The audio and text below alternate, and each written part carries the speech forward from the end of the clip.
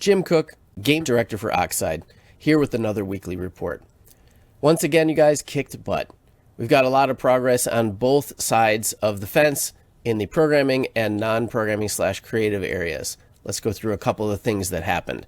On the art team side, the Kazi Moonsite concepts are about 40% complete to finish out everything that'll be on that for the prototype and moving into the beginning game.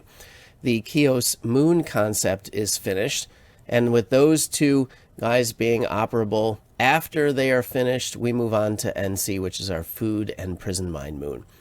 Shipwreck modeling has progressed, and we've got some really awesome models to be able to work with, and now we're experimenting with how those might subdivide in a realistic method instead of just having random scrap piles that are there.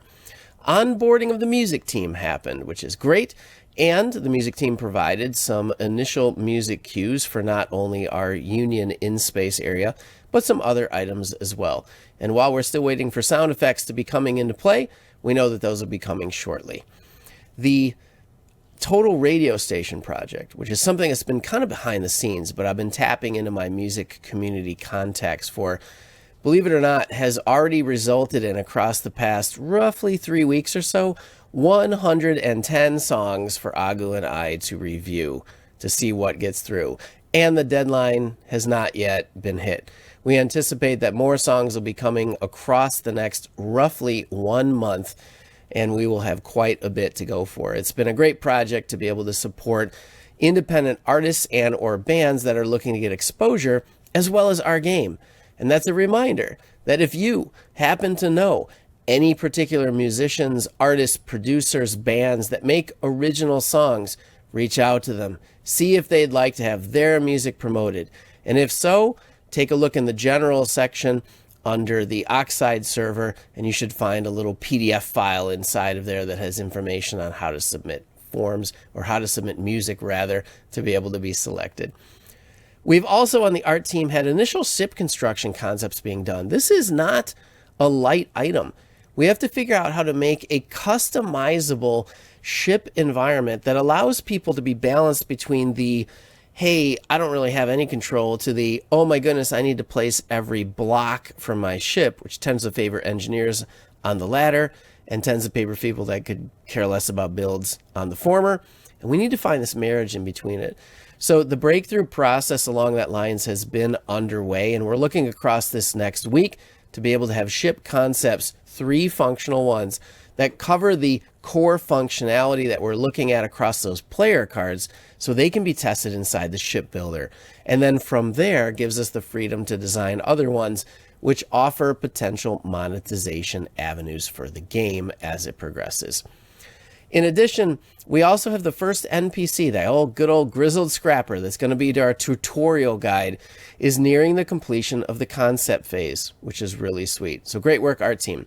On the programming side, we have a great focus on red level items. From the North Star roadmap section, remember, this is your guide to know what the most important thing is. It's in red, spoiler alert.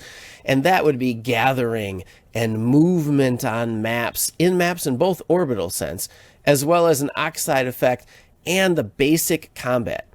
Now, in the beginning, as we're bootstrapping and getting this thing started, these kind of things are going to be basic. And as we play test them, it might be like, can I move? Can I shoot? What happens if I get hit or hit a target? That is fine. This is part of the Lego block segment of building up a great project. But these things are the skeleton of our future direction. And once the skeleton is placed, oh man, then things start rolling for sure. And therein lies some of the yellow and or blue tests that we have in those roadmap slides. Programming team is rocking on this.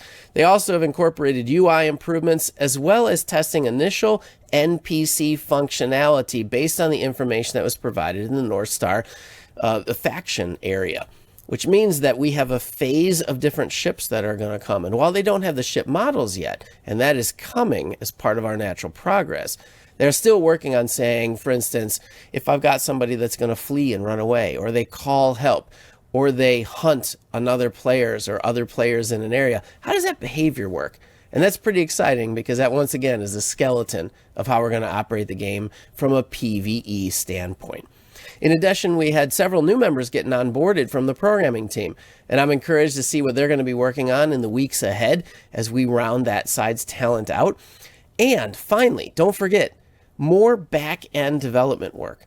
This may seem like something that doesn't make a lot of sense, but it is literally the foundation on which the game is built. And I want to give a shout out to the programming team, not only for the back-end developers, but also for the entire group being able to function within good communication and understanding that this is a constant 2- or 3-way communication effort to be able to get us on track and efficient. Remember, rapid communication equals rapid growth, and that's what we're after. We'll see you next week.